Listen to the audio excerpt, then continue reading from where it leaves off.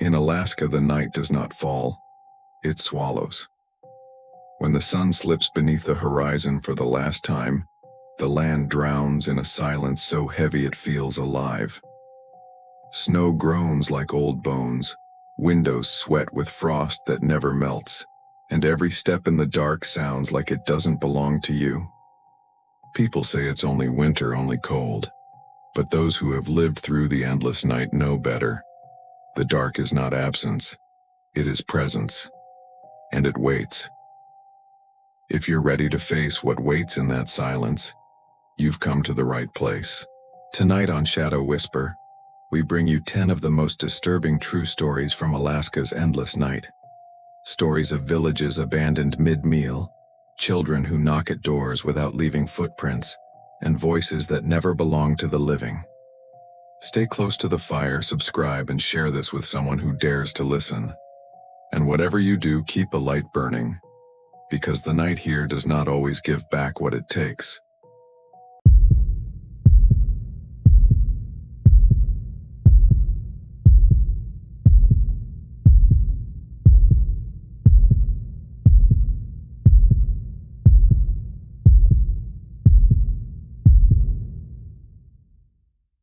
The interior of Alaska is a land that swallows distances whole. Towns lie hundreds of miles apart, stitched together not by highways but by frozen rivers, narrow trails, and the long muscles of sled dogs pulling against the cold. Out here the night is endless and absolute, stretching over the tundra like a black ocean. A man alone on the trail is a candle in a void, and fragile, flickering, easily smothered. Mushers know this better than anyone. Their dogs are their lifelines, their only guardians against the dark. But even the best trained teams can falter when they sense what a man cannot see. And when the dogs refuse the trail, when their hackles rise and their howls slice through the silence, every musher knows something ancient is out there. Something older than maps, older than towns, older even than the names we give to fear. It was during one of the long midwinter runs that Thomas Keeley, a man seasoned by 15 years of carrying mail and medicine between villages, felt the first brush of it. The night was brittle and windless, his sled heavy with parcels meant for families who had been waiting weeks for food, for medicine, for proof that the world beyond their snow-choked valley still existed. His dogs strained with steady discipline, their breath rising in a cloud that drifted behind like smoke. For hours the only sound was the creak of harness leather and the rasp of runners over packed snow. Then the silence shifted. At first, Thomas thought it was nothing, the kind of illusion that comes when you spend too many hours staring at the endless dark. But the hair on his neck rose, and the dogs felt it too. Their ears pricked, their pace faltered, and a low growl rippled through the lead dog's throat. Thomas slowed the sled, scanning the tree line. Nothing but black trunks leaning into the night, their branches heavy with snow. Nothing he could see, but he could hear it. Footsteps, not light, not distant. Heavy, deliberate, pacing the sled. They matched his dog's stride, close enough that he could feel them in his bones. He turned, lamp in hand, but the beam cut only empty snow, smooth and unbroken. No prints, no shadow. Just the sound, steady as breath, walking with him. The dogs whined now, snapping at the air, their hackles stiff with terror. The lead dog tried to turn them off the trail, but Thomas held firm. He had medicine in the sled, vials and powders that meant the difference between life and death for the sick waiting in cabins miles ahead. He could not stop. He would not, but the sound did not leave. Mile after mile it followed, sometimes on the left, sometimes the right, sometimes behind. Always close, always pacing, and when he dared glance back, the parcels lashed to the sled seemed to shift. The canvas writhing faintly, as though something unseen pressed against it from within. Thomas gripped the reins tighter, jaw locked. His dogs pulled harder now, frantic, their eyes rolling white in the lamplight. And still the sound of footsteps echoed on, too heavy, too human, too close. Then came the tearing. A sharp rip cut through the night, loud as a scream. Thomas snapped his head around. One of the supply sacks had split wide open, its canvas flayed by claw marks no dog could make, no knife could explain. The medicine spilled across the sled, vials rolling in the snow, their glass catching the pale shimmer of the aurora. The dogs howled as though something had touched them. Their cries ripped across the tundra, breaking the silence at last. Thomas held the reins, heart pounding, his breath a ragged steam in the dark. And behind him, just beyond the circle of light, the footsteps stopped. The night waited. Thomas's hand shook on the reins. The torn canvas flapped in the windless dark, spilling vials and paper parcels onto the trail, but he didn't dare stop. He shouted for the dogs, his voice cracking against the silence, and the team lunged forward, foam spraying from their jaws. They were no longer running the trail, they were fleeing it. For a few precious minutes, the pounding of paws drowned out everything else. The sled rattled, the runners cut sparks against hidden stones, and Thomas leaned hard to keep them steady. His heart thundered so loud it almost passed for safety, but when the dogs slowed, tongues lolling, sides heaving, the sound returned. Step, step, step, not hurried, not chasing, just walking, a presence that knew it did not need to run to catch him. Thomas dared a glance over his shoulder. His lamp swung wide, the beam stretching across the empty trail. No shadow, no movement. But the medicine sack lay shredded, its contents strewn like bones in the snow, and though the wind had not stirred all night, fresh snow already drifted into the torn fabric, as though the land itself wanted to bury what had happened. The dogs whimpered now, their ears flat against their skulls. The lead dog snapped at the air again, jaws clapping shut on nothing, lips curling in a snarl. Thomas whispered encouragement, nonsense words spoken like prayer, but he could hear the panic in his own voice. Then, faint but sharp, came a sound he could not mistake. Breathing. Not his, not the dog's. A slow, steady exhale just beyond the lamplight, curling into the dark as though the night itself had lungs. It lingered there, pulling at the air in ragged rhythm, each breath louder than the last, closer, until Thomas could almost feel the warmth of it prickling the back of his neck. He snapped the reins and the dogs leapt forward, but the sled jerked hard to the left as though something unseen had tugged at it. Thomas nearly fell, his boots skidding against the runner bar. He steadied himself, heart racing, and looked down. The bindings of the sled had been cut, not torn, not frayed. Cut clean and deliberate, as though a blade had sliced the ropes while he rode. The canvas sagged, the parcels loosened, and one by one they tumbled into the snow, vanishing behind him into the dark. Thomas cursed and tried to tie the bindings back with numb fingers, but the dogs yelped and surged ahead again, nearly pulling him off balance. He lifted his eyes and froze. Just ahead on the trail, the snow had been pressed flat. A shape walked there, heavy enough to leave marks but not heavy enough to hold form. The impression wavered, shifting between footprints and something else, something clawed and too long, stretching into patterns no living thing should make. The track stopped suddenly, ending in the center of the trail. The dogs refused to go on. They planted their paws, hackles raised, growls rattling in their throats. The sled groaned against the harness, the wood screaming with strain. Thomas swallowed, staring at the trail ahead, and felt the silence gather thick around him. Then the breathing came again, not behind him this time, above him. Thomas tipped his head back, lamp trembling in his hand. The beam cut upward through the frost-thick branches, chasing shadows across the tree line. The breathing poured down from above, deep and deliberate, stirring the needle so faintly that snow fell in thin curtains around him. He squinted into the dark, but the light caught nothing solid. Only air, only emptiness, and yet the sound of lungs exhaling hung there, heavy, close, as if something vast leaned low enough to taste his fear. The dogs broke first.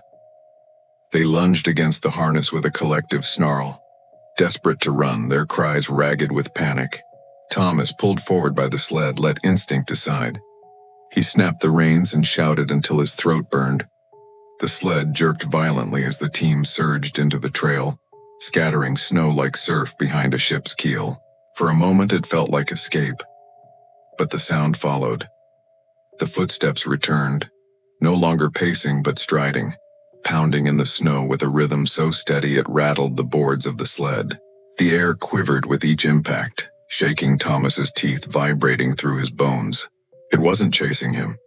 It was keeping pace like a predator herding its prey. Thomas risked one glance back.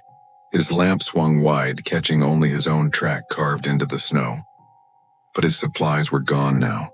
Every last parcel, swallowed into the dark as though they had never been lashed to the sled at all. The bindings hung loose, ends curling like cut veins. The trail bent hard along the riverbank, and for one terrible instant, Thomas saw the ice below glow faintly green, as if lit from beneath. Shapes shifted under the surface, long, pale, moving with unnatural grace. The dogs howled, fighting the turn, their bodies jerking in terror. The sled careened, nearly tipping, runners scraping sparks against hidden stone. And then came the voice. It rose from the trees, from the ice, from the dark itself, not loud, not human, but a vibration threaded into the air, curling into his ears like smoke. It wasn't words. Not at first. Just sound thick and low until his name bled through. Thomas, the dog screamed. The reins ripped against his palms, burning his skin. His lamp guttered and went out, plunging the world into total night. He clung to the sled, teeth bared in a silent roar, and in the suffocating dark he heard it walking beside him. Step for step, breath for breath, so close he felt the cold of it through his clothes. Colder than any winter wind. Then, just as suddenly as it had begun, it stopped. The dog slowed, trembling, whimpering, ears flicking nervously in every direction. The trail opened onto the outpost clearing, a scatter of cabins glowing weakly, smoke twisting from their chimneys. Civilization, safety. Thomas stumbled from the sled, his legs numb, dragging himself toward the light. But when he turned to look at the supplies, he saw nothing. The sled lay bare, stripped to wood and rope. Every parcel, every vial gone. The outpost men rushed to meet him, calling his name, voices breaking the silence at last. Thomas wanted to answer, wanted to tell them everything, but no sound left his throat. He touched his lips and felt them frozen shut. His breath locked inside him. Only his eyes spoke. Wild, white, reflecting the truth he could never give words to. The dark had let him live, but it had taken what it wanted.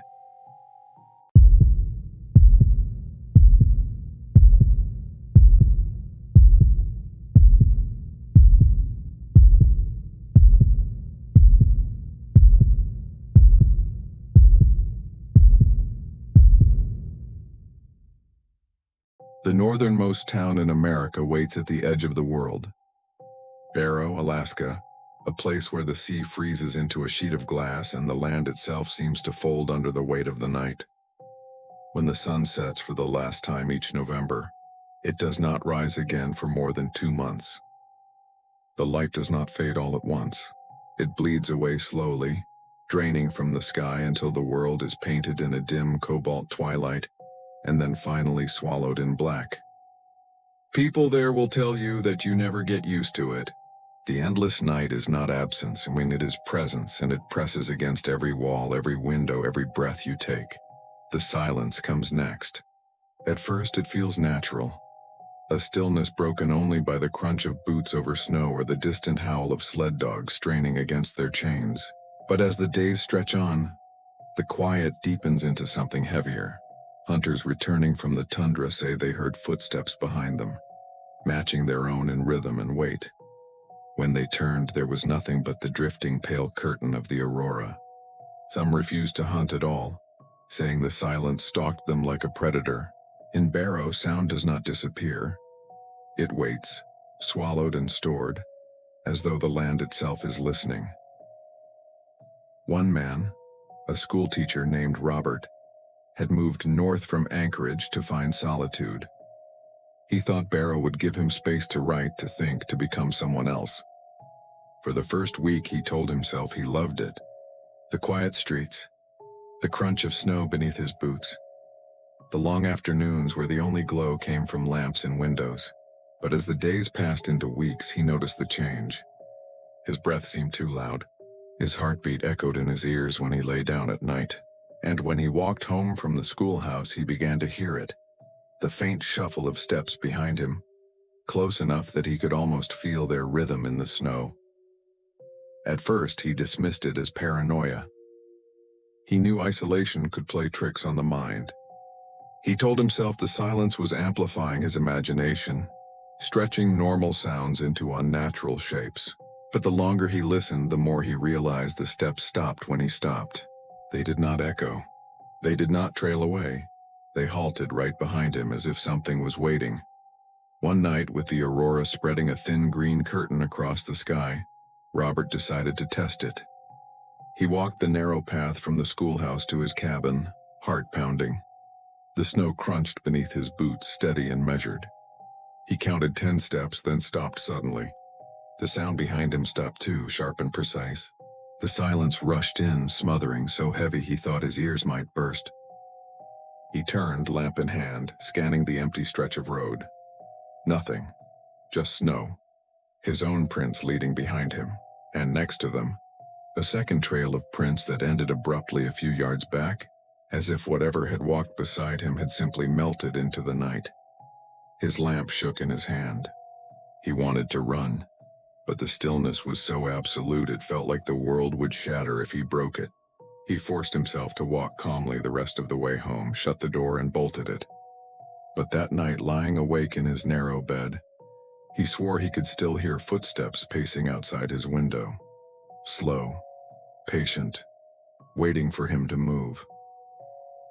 The next morning, his yard was untouched. No prints in the snow. Nothing to suggest anyone had been there at all. But the silence inside the house was different now.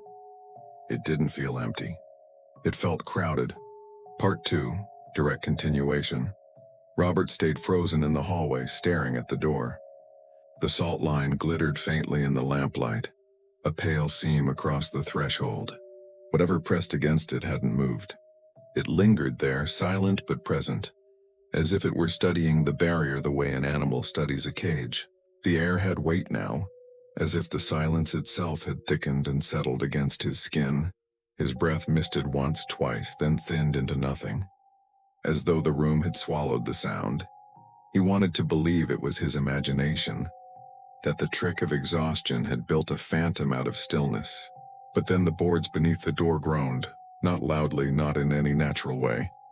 They flexed in a slow rhythm, like knuckles pushing down from the other side. Robert's stomach knotted. The salt didn't scatter, didn't move, but it was the only thing between him and the thing that leaned so close he could almost feel its shape in the grain of the wood. He forced himself backward into the living room, each step careful, measured. He did not dare to run. The lamp trembled on the table as though stirred by a draft, but the air was dead still. Robert's mind screamed for noise, for anything to break the suffocating hush. He reached for the radio, fingers stiff with cold sweat, and turned the dial. For a breathless second there was nothing. Then a weak hiss like air escaping a lung. No voices, no music. Just the fragile whisper of static, and even that seemed too thin, as if the silence had stretched its fingers into the wires. The groan came again. Longer this time. The wood of the door bowed inward, not visibly, but he felt it, like pressure swelling against a drumhead. Robert clenched his teeth. The salt would hold, it had to. Annie had said it would. He fixed his eyes on the line, waiting, every muscle wound tight. But after a long moment, the pressure eased. The weight lifted from the boards. The silence retreated, not breaking, not defeated, just stepping back, the way a predator circles before choosing when to strike. Robert sagged against the wall, lungs burning with the effort not to sob. He did not sleep that night. He sat in the chair by the lamp until dawn would have come, if dawn existed here. The clock on the wall ticked, but the hands did not move. He checked it twice, 3 times, finally realizing that the sound of ticking was only in his head, a phantom noise his mind conjured to protect him from the fact that the real one had vanished. When he finally stood, stiff and trembling, The salt line still glittered across the threshold. Nothing had crossed. But when he opened the blinds, his yard was no longer untouched. There, pressed into the snow, were a set of prints, too long, too thin, leading up to the door. They ended at the salt. No return trail. No evidence of departure. Just a row of impossible footprints waiting at his house as if they had nowhere else to go. And when he pressed his forehead against the glass, heart hammering, he realized the prints weren't melting or softening. They held sharp, fresh edges in snow that hadn't fallen for days, as though the night itself had frozen them there. Robert staggered back, the curtain falling from his hand. He didn't want to look anymore, but even with the blinds closed, he could feel them outside, those prints, and the silence that had made them, watching, waiting for him to open the door. Part 3. Direct continuation. Robert shut every blind in the house, pulling them down so fast they rattled against the frame. For a moment he almost welcomed the hollow clatter, desperate for noise, but it faded too quickly into the same thick quiet. He pressed his palms flat to the window wood, felt the cold bleed through, and whispered without meaning to, "Go away." His voice sounded foreign, dry and small. He hadn't spoken aloud in hours, maybe longer. And worse, his words didn't echo. They died the instant they left his lips, as if the silence had swallowed them whole. The footprints outside did not vanish. He knew that without looking. He could feel them, sharp outlines etched into the snow, holding fast against time and wind. Whoever, whatever, had left them had wanted them to remain. They were not evidence of passage. They were a message. By evening, Robert's hands shook too hard to write. The papers on his desk blurred together, sentences unspooling into nonsense. He left them and went into the kitchen, pouring himself coffee, though he knew it wouldn't help. The kettle whined against the burner, a high, thin note that cut like glass, and for one glorious second it was sound. He leaned into it, closed his eyes, let his shoulders drop. But the whistle snapped off in mid-breath, cut clean away, leaving his ears ringing. He spun toward it, breath caught. The flame still burned blue beneath the kettle, steady as ever. But the sound was gone, erased as if it had never existed. The silence had grown bold. That night he scattered salt not just at the door, but across every window frame, every sill. He traced trembling lines beneath his bed and across the closet threshold. The tin was nearly empty now, but he felt safer for it, as if every white grain was a candle in the dark. When the last line was drawn, he sat back on the floor, sweating despite the cold, and for a moment the air seemed lighter. Quieter, yes, but not as heavy. He left the lamp burning and tried to sleep. Hours later he woke to a sound so faint he thought at first it was memory. A scratch, slow and deliberate, at the front door. Not claws, not wood splitting. A finger dragging along the grain. He pulled the blankets to his chin and held his breath. The scratch came again, longer this time. He imagined nails too long, too pale, testing the seam where the salt lay. Robert forced himself to his feet, heart punching his ribs, and crept down the hallway. The lamp flame quivered in his hand as he held it high. The scratching stopped. For one moment he almost believed it was over. Then came the knock. Soft, polite, as if whatever stood in the snow had learned the rules of the house and was asking calmly to be let inside. The silence deepened, pressing into his ears, into his chest, until he could hear nothing but the rush of his own blood. He stared at the door, the salt line shimmering faintly at its base, and knew he couldn't move. He couldn't answer. He couldn't breathe. The knock came again, harder this time. Not loud, never loud. Just deliberate, patient, waiting. And then, through the stillness, a voice whispered his name. Robert. It wasn't a shout. It wasn't even a murmur. It was the kind of whisper that lives in the ear without ever crossing the air. The kind you feel inside your skull, not outside it. Robert stumbled back, lamp shaking so violently he nearly dropped it. His stomach lurched, and for a moment he thought he might be sick. The voice came again, closer now, pressed tight against the wood. Robert, Let me in." The lamp guttered. The silence surged forward, and the salt line trembled as if something unseen had leaned its full weight against it.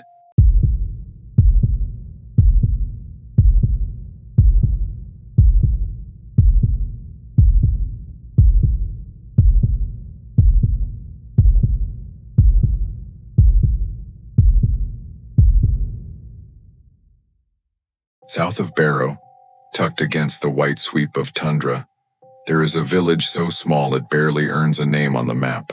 The houses crouch close together, clapboard walls leaning against one another like old men in a storm, their chimneys breathing pale smoke into the endless dark.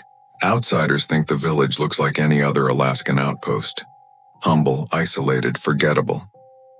But when the sun disappears, when the endless night takes hold, something happens here that does not happen anywhere else.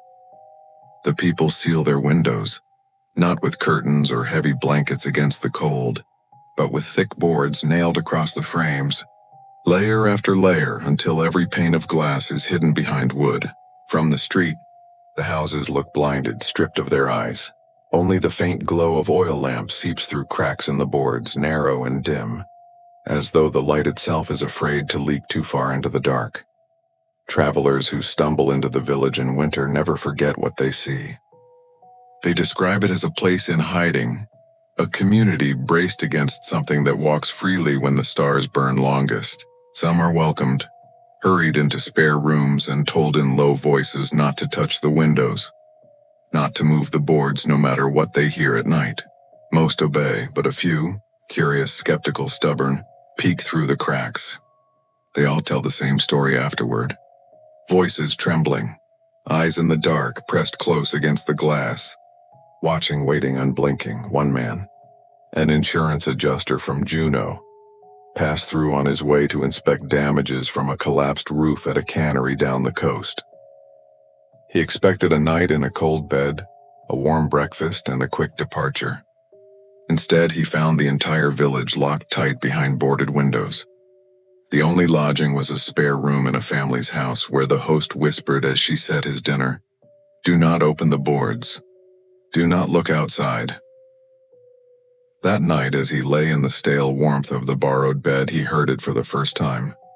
The scraping. Slow, deliberate, fingernails dragging across wood, then the sound of breath against the cracks, shallow and eager as though something leaned so close its lips brushed the glass beneath the boards.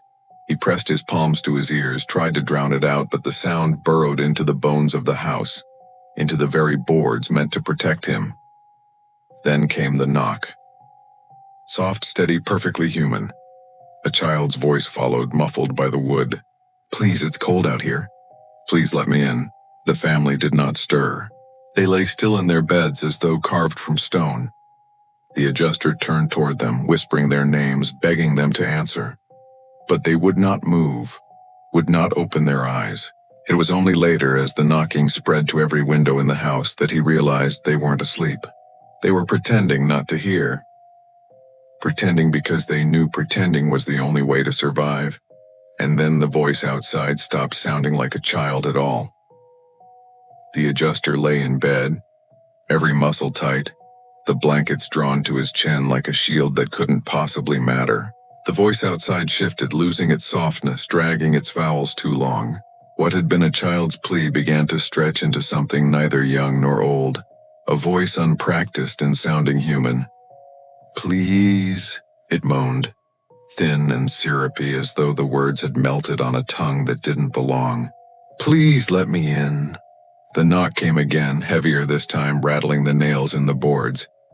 The adjuster's heart lurched. He thought of the warning at dinner, the urgency in the woman's eyes as she set his plate. "Do not open the boards.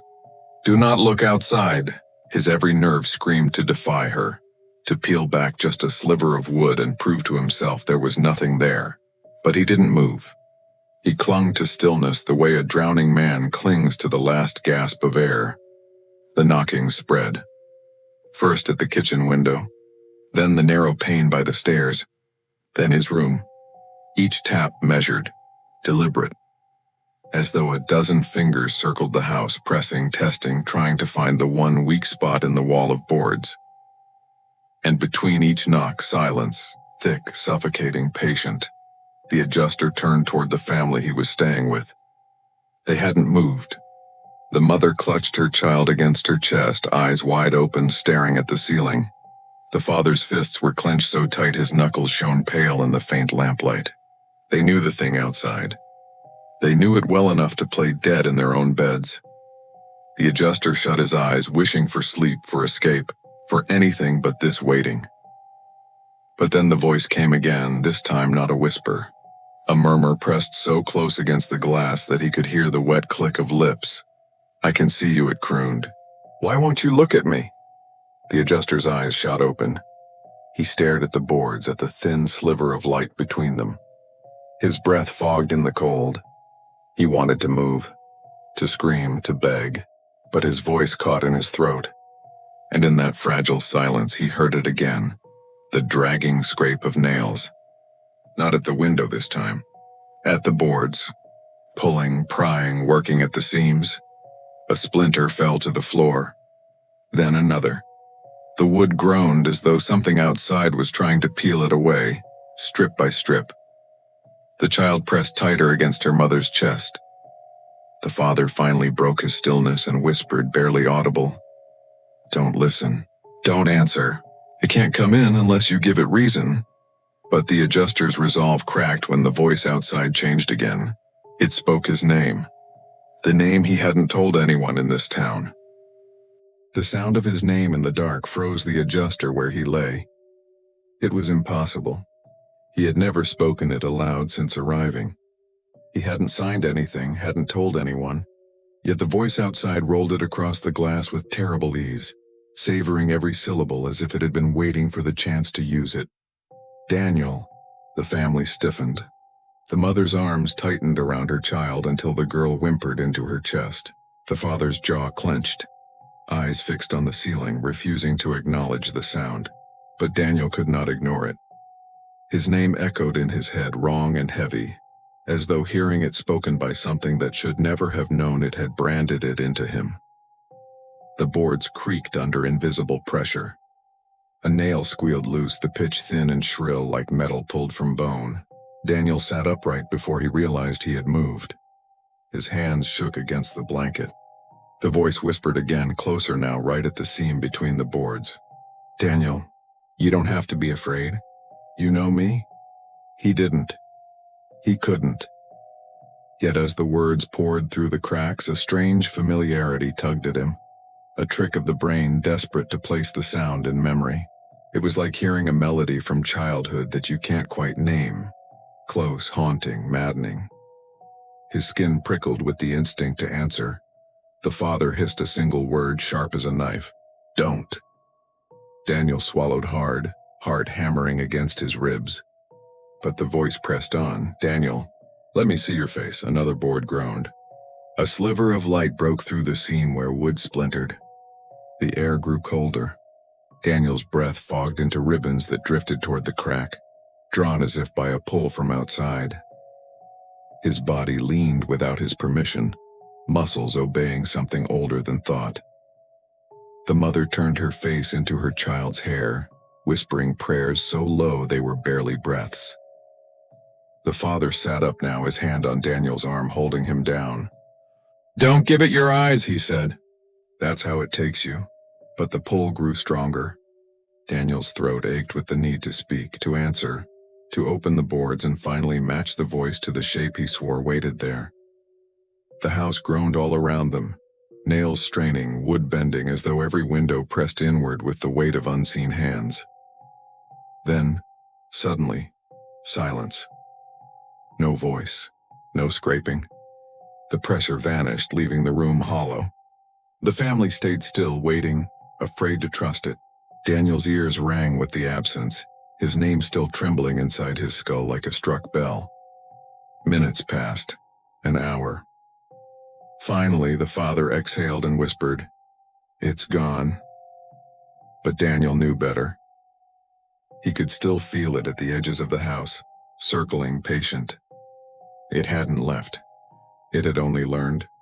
And in the stillness of that long night, with the boards trembling faintly against their frames, he understood something terrible. It wasn't trying to get in. It was trying to get him to come out.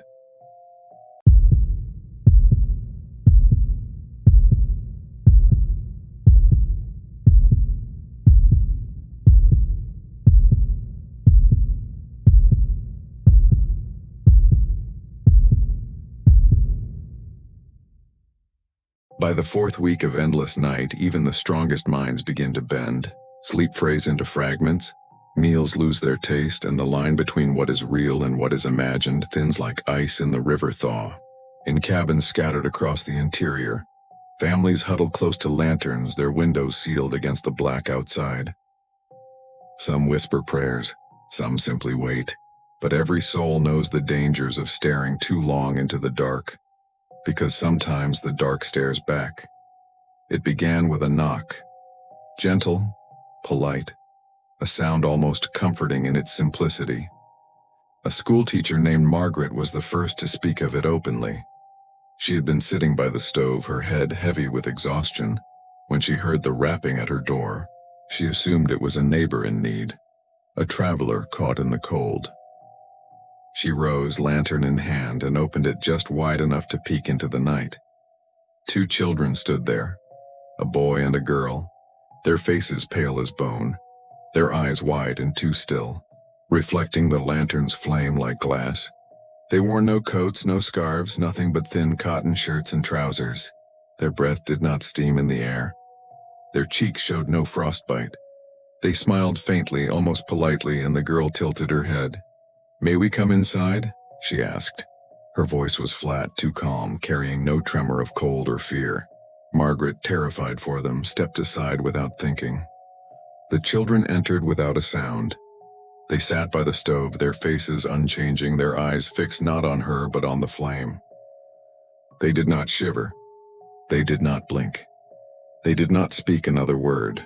Margaret tried to coax them, asked their names, asked where their parents were, offered them bread and broth. They did not answer. They sat in silence until the lantern guttered and she drifted into a half-sleep, too exhausted to fight it. When she woke, the stove was cold, the room empty. The door remained shut. And outside in the morning lightless snow there were no footprints at all. Word spread in whispers. A hunter in another village swore the same children knocked at his cabin, their pale faces pressing against the window until he relented. A family deep in the Yukon claimed they arrived at midnight, asking to come inside only to sit motionless until dawn, when they slipped away into nothing. Each time the stories matched. Eyes too calm, voices too flat, no breath, no prints. The children returned again and again, to different doors in different towns, as if testing which humans would let them inside. And with each visit, those who had opened their homes began to change. They grew hollow-eyed, restless, hearing whispers in the silence when no one was there. They woke in the night certain of small hands pressing against their windows, even when the glass was bare. Margaret herself vanished before spring. Her cabin was found in perfect order, bed neatly made, table cleared, lamp filled with oil. The only thing missing was her, and on the doorframe, carved shallow with something sharp, were 3 words etched into the wood. "Thank you, Margaret." The stories multiplied as quickly as the night itself. By mid-December, every settlement within 100 miles had heard whispers of the pale-eyed children. In some versions there were only 2, a boy and a girl, inseparable, always together. In others there were more. 3, 4, sometimes 5 of them at once, standing hand in hand in the snow, their voices calm, their questions the same. "May we come inside?" Families grew divided. Some swore it was a test of kindness, a punishment for those who turned away innocence in the cold. Others argued that kindness was exactly what the children fed on, that compassion was the bait they used to step over thresholds. It was said that once you invited them in, they could return whenever they pleased, no longer needing to knock. One trapper, Elias Grant, refused them. They came to his cabin 3 nights in a row, each time knocking with the same slow rhythm, the same polite cadence. He ignored them, sitting stiff in his chair with the rifle laid across his lap. On the 3rd night, the knocking stopped.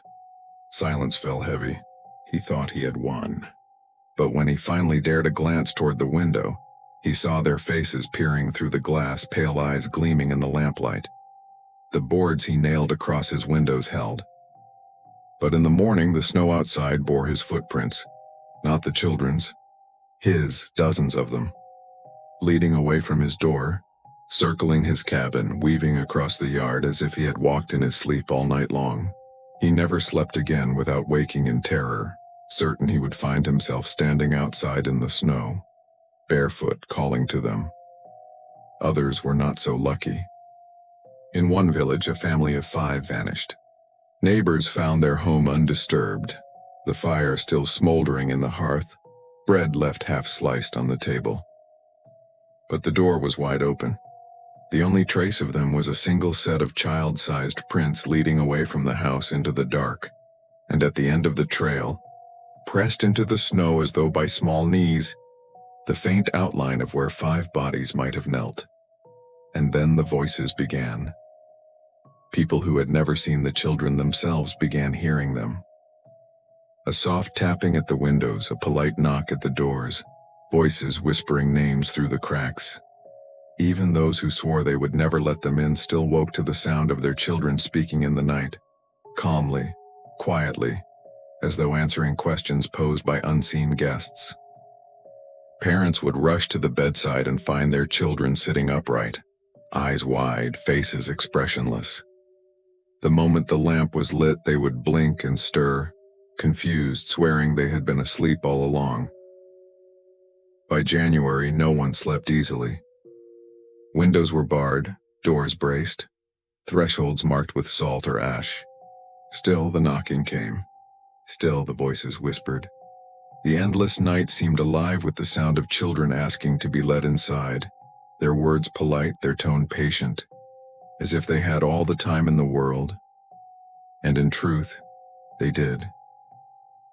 The winter dragged into its deepest black, and in one village on the edge of the Kobuk River, the Parker family held out longer than most. They had heard the stories, of course.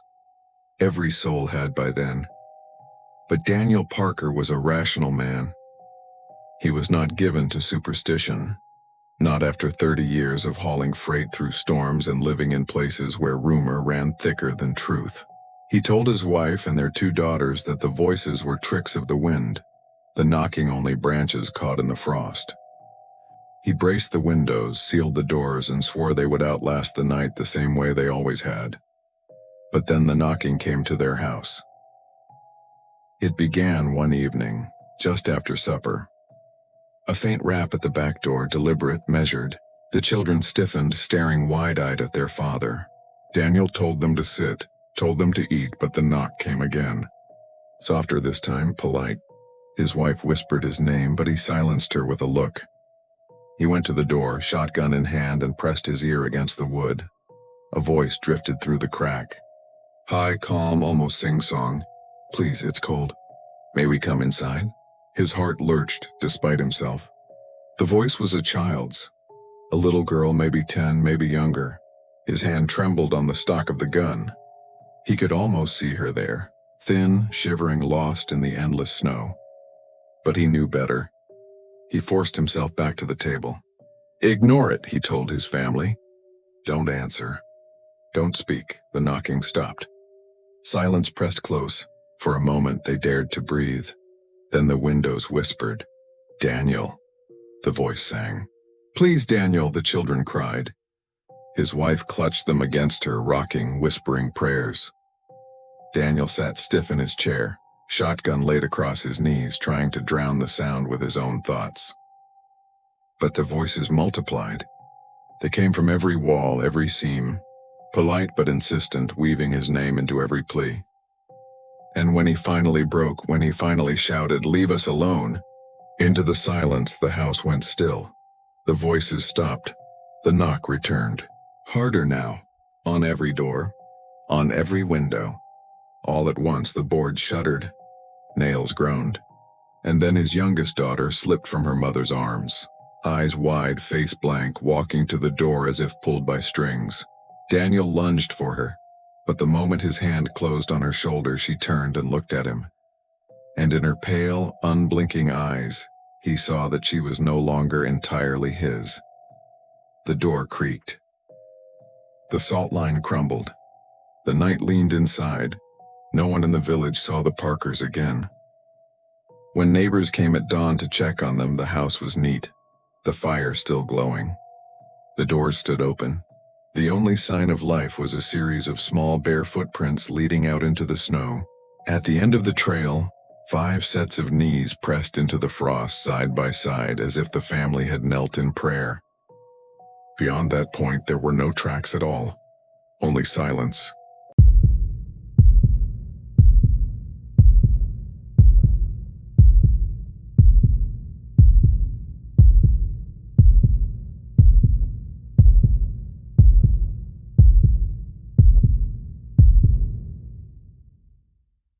They marked it on the map with a pencil X and no name, a cluster of roofs beside a gray ribbon of river.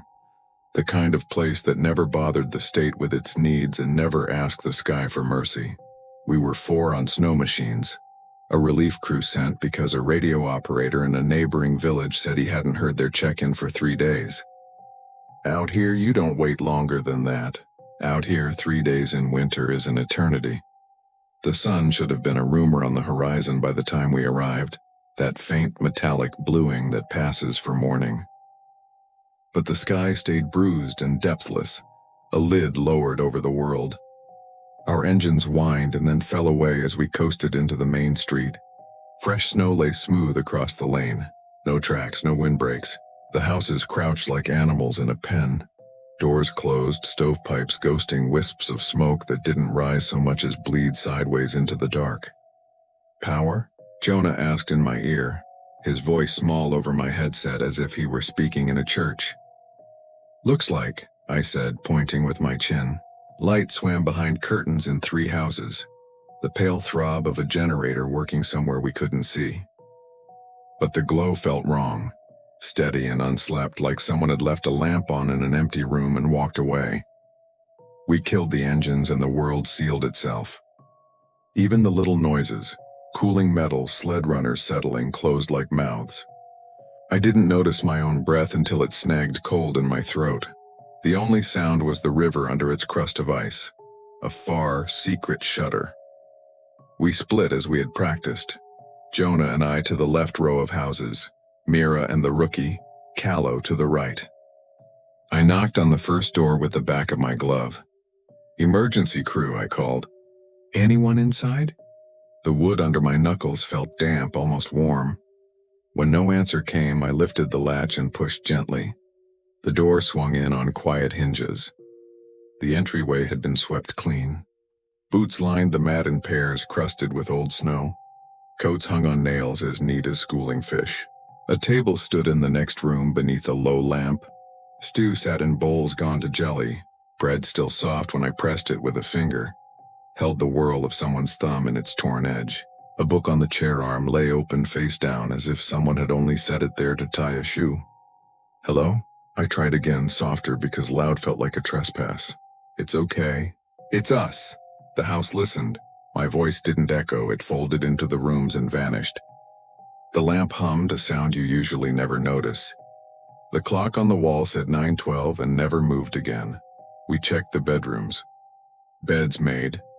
One with a hollow pressed in the pillow, still sprung from a head that had only just left. A mug on the nightstand. Lip print. The green ghost of tea leaves filmed the top in a crescent. No mess. No people. Back outside, Jonah raised a hand, same in his house. Mira's voice crackled in our ears from across the street. "2 here. Food out, no one home. Tracks?" I asked. "Nothing," she said. "Not in and not out. It's a lie the North tells you that snow always tattles. The truth is, snow keeps the secrets it wants to keep." We moved down the street. House after house repeated the same still life. A needle threaded and waiting on the arm of a chair. A radio set to a station that had turned to static and then to nothing at all. A sink full of water skinning to ice that hadn't spread quite far enough to make sense. The faces in the framed photographs watched us without moving. At one doorway, I stopped and fished my glove off with my teeth. The doorknob was cool metal, but the wood around it felt like the throat of a sleeping animal. Callow was the first to suggest the church. "If they gathered anywhere," he said, trying to sound professional and landing on eager. Bell Tower could have been a rally point. He pointed to the small frame at the end of the lane, its steeple a black tooth cutting the low sky. "I didn't say that bells don't ring here in the endless night. There's a way sound behaves in the season that makes you careful what you offer to the air." We walked together. The snow squeaked under our boots, then didn't. 3 steps with sound, 2 without, like a musician dropping beats to see if we were listening. I felt the street pull narrower than it was, as if the houses leaned in to hear what we might say. Mira reached for my sleeve without looking at me. A small, practical grip like a rope tossed between boats. The church door wasn't locked. The vestibule smelled of cold wood and old wax. Our headlamps brushed pews, hymnals, the ragged fringe of paper notices pinned to a corkboard. The stove in the corner had banked embers inside it, an orange eye half asleep. On the front pew, someone had laid out a row of coats. Children's sizes on top, larger beneath. Each with a pair of mittens tucked in the hood, matched and nested like small sleeping animals. "Where are they?" Callow breathed, and I wanted to tell him not to speak the question where the walls could hear. We moved up the aisle. The pulpit Bible stood open to a page blacked not with age but with ash, as if someone had held a candle too close and then walked away. A tin plate beside it held coins beginning to fur their edges with frost. Above the altar hung a painting I'd seen in 100 churches. Shepherd. Hill, a sky that promised morning, only here. The sky was the wrong color. Someone had painted over the blue with a wash of gray so exact it made my eyes ache. Morning had been erased and the sheep all looked the other way. Mira touched my wrist and pointed. The side door behind the pulpit was ajar by a finger's width. No draft moved through it. No sound came from beyond. The gap was a slit of darker dark. We stood there and stared, 4 figures in our heavy coats, and understood in the same breath that whatever had taken the town had gone through that door, or waited there, or still was. I put my hand on the latch. It felt like a fever under ice. Behind us, somewhere in the nave, something clicked. Not a clock. Not pipes. A delicate, satisfied click like a lock turning itself. Part 2, we spun toward the sound. Our headlamps cut pale circles across the pews, the hymnals, the boards where children's coats still lay folded. Nothing moved. The silence was so complete that I could hear the scrape of my glove as my finger tightened on the rifle's trigger. "Did you hear that?" Callow whispered, though he knew the answer. Jonah stepped past him, eyes fixed on the pews. "It came from the back," he said. "Like a lock." "No one's here," Mira breathed, but her voice had no conviction. She held her light lower, searching the floor, and froze. "Look." At first I didn't understand what I was seeing. A scuff in the dust between pews, the faintest trace of movement. But then my eyes adjusted and I realized the tracks weren't new. They weren't even clear. They were impressions, shallow and precise, as if hundreds of feet had knelt there over time, pressing into the wood until it held the memory of bodies that should no longer be present. The air shifted. Not a draft, a pressure, as if the church itself had inhaled and was holding it. The lamps on our helmets flickered one by one. Callow swore and slapped his battery pack, the sound loud and jagged in the hush. I motioned for silence, though it was useless. The quiet here was too deep. It felt like even our thoughts had been gathered, swallowed. Jonah gestured toward the side door again. The slit of dark beyond it hadn't changed, but the longer we stared, the more it seemed to open without opening. A depth behind it that didn't belong to a storage room or a sacristy. The air around it looked thinner, stretched like heat rising from asphalt. I pressed forward. My hand reached for the latch again despite the sickness rising in my chest. Every part of me screamed not to, but every part of me also knew the town's answer waited there. The coats, the meals left out, the clock stopped at the same moment. If we wanted to understand why morning never came here, the door was the only way. Before my glove closed on the latch, something on the other side scraped. Not wood against wood, not boots against stone, a drag, long and slow, like something heavy being pulled across the floor. Mira hissed through her teeth. "Don't," she whispered. "Don't open it. We're not supposed to open it." But the latch was warm beneath my hand, too warm, as if touched just before me. Then the voices began. Not loud, not clear. Murmurs. A swell of whispers seeping through the door. Dozens of them. Layered and overlapping, children and men and women. Some sobbing, some laughing, some whispering prayers. They crowded together in a chorus too jagged to follow, yet threaded with a single rhythm. A pulse like the beating of a heart. Callow stumbled back. Hand clapped over his mouth. His light hit the pulpit painting again. The sky painted gray, the sheep looking away. Only this time the paint seemed fresh, wet, dripping. Jonah's voice cracked when he spoke. "We should leave. Right now. Whatever's here, it doesn't want us." Down the whispers surged, drowning him out. They weren't behind the door anymore. They were in the nave, in the rafters, in the spaces between pews, a tide of voices pouring closer, not with footsteps but with weight pressing in from all sides. The door before us shuddered. The latch rattled in my grip once, twice, then stilled, and I understood with a clarity that froze my blood. I hadn't pulled on it at all. It had been pulling on me. The latch went still under my glove, but the warmth lingered. Not the comfort of a hearth, not the heat of life. Something heavier, feverish, the kind of warmth that clings after a hand is pulled away. I tried to let go, but my fingers wouldn't move. The metal held me like a pulse, steady and certain. "Let go," Mira whispered, low and desperate. She had her hand on my sleeve, pulling, but it felt as though the latch had burrowed into my skin. The whispers swelled. No longer words, not really, but a chorus of mouths pressed against the air, spilling fragments of speech that tangled into nonsense. Some cried in anguish, some pleaded, some repeated our names, and all four of them, one after another, in voices that matched no one we'd ever told. The sound crawled into our ears, under our skin, into the hollow places of the chest. Callow sobbed, choking behind his glove. Jonah raised his rifle, though we both knew a bullet would have no meaning here. Then the door opened. Just a crack, just wide enough to bleed a seam of darkness into the church. Thicker and deeper than the night outside. My hand was still on the latch, but I hadn't pulled. The gap yawned on its own, and through it came a smell. Damp earth, old smoke, something metallic and sour. I wanted to recoil. Instead, I leaned closer, as if the air itself tilted me forward. Inside, movement stirred. Not shapes, not bodies. A shifting mass of shadows folding over one another like waves, their edges lit faintly as if by lightning far away. Faces bloomed in them for moments at a time. The baker I had glimpsed in a photograph. A child from the Coates laid in the pews. Margaret from Barrow, even. Her pale eyes glinting before the dark swallowed her again. The voices aligned for the first time, speaking in unison, so low the floorboards trembled. Morning never comes.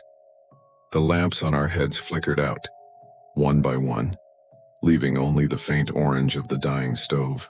In that last ember glow, I saw the entire congregation. Not pews, not wood, but figures pressed together shoulder to shoulder, lining the nave from wall to wall. Their eyes reflected the glow like glass, unblinking, endless. Mira screamed. Jonah fired, the shot deafening in the enclosed space, yet no echo came. The bullet vanished into the crowd without sound, without mark. The whispers surged again, now inside us, vibrating bone and marrow. I tore my hand free of the latch and the door slammed shut, so hard the floor shuddered. The whispers cut off. The stove went dark. We stumbled into the snow, dragging Callow between us. The village stood unchanged, houses glowing faintly, meals left unfinished, boots waiting by doors. But the sky above us had thickened, gone from black to something worse. A gray without depth like the painted sky in the church. It pressed down, sealing us under it, erasing the stars. Jonah looked at me, eyes wide with terror. "We have to leave," he said. "Now, before it—" But he didn't finish because as we turned toward the trail, we saw them, the townspeople, standing in rows at the far end of the street, silent, unmoving, eyes gleaming with the same flat reflection as those in the nave. Dozens of them, maybe more. Their faces calm, patient, waiting, and behind them, stretching higher than the roofs, something vast shifted. A shadow with no edges. A shape too large to understand, bending the air around it like heat. Morning had not come here, and now we knew why it never would.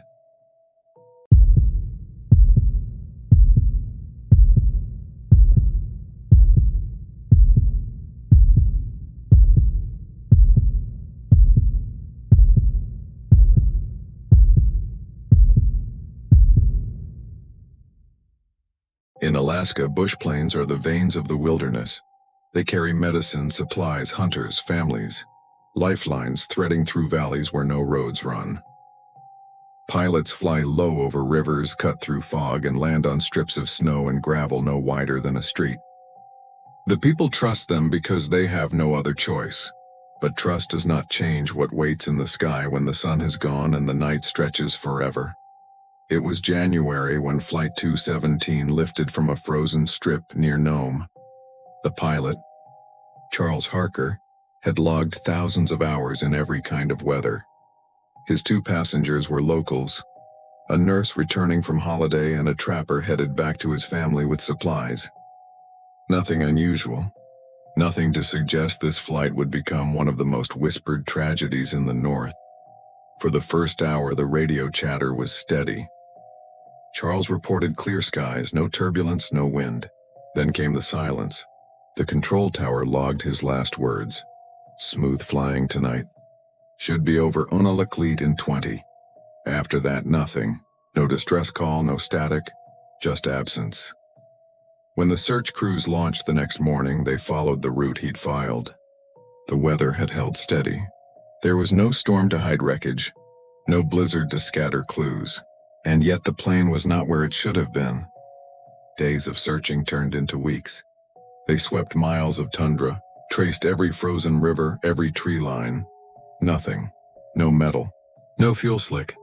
No trace of 3 lives swallowed by the dark, until the second month.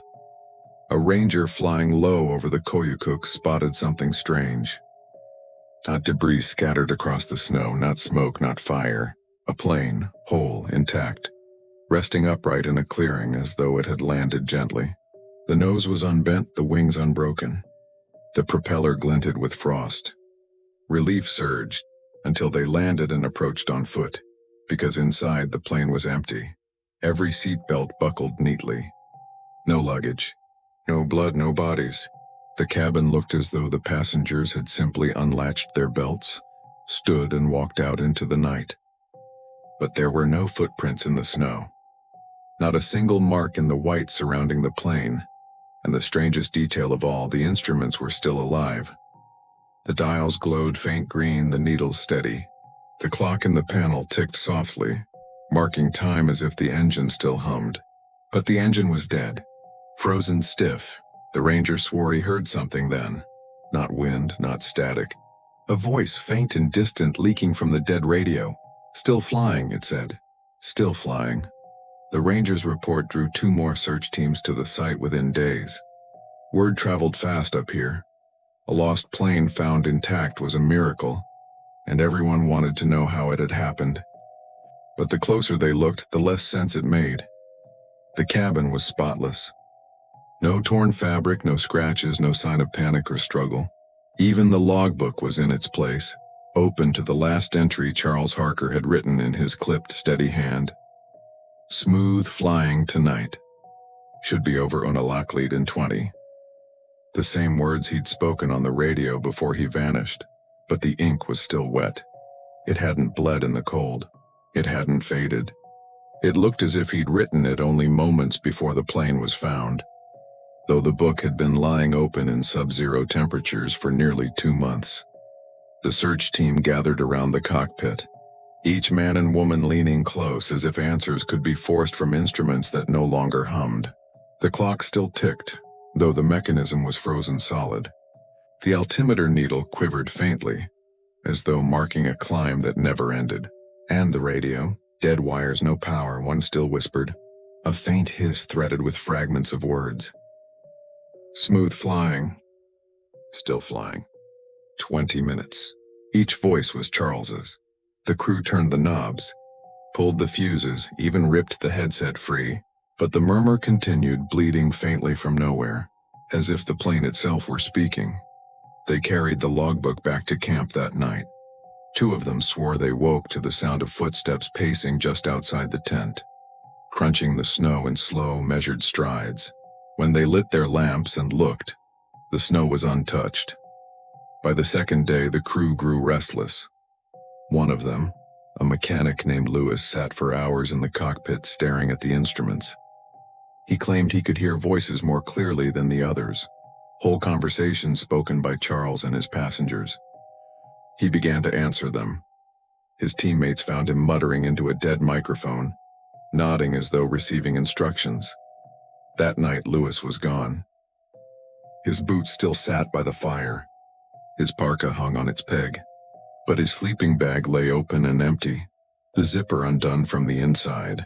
Outside the tent, there were no prints, no trail, only the long flat line of untouched snow stretching into the dark. The others wanted to abandon the wreck then, but protocol demanded recovery.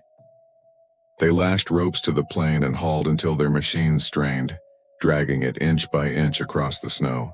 The cabin groaned but held, and through it all the radio whispered on. Smooth flying. Still flying. Still flying. Until one night when the sound changed. It wasn't Charles's voice anymore, it was Lewis's. The first time they heard Lewis's voice come through the radio, the crew thought it was their own nerves betraying them. They huddled in the fuselage, their lanterns throwing long shadows against the frozen walls, listening to the crackle rise and fall. Smooth flying.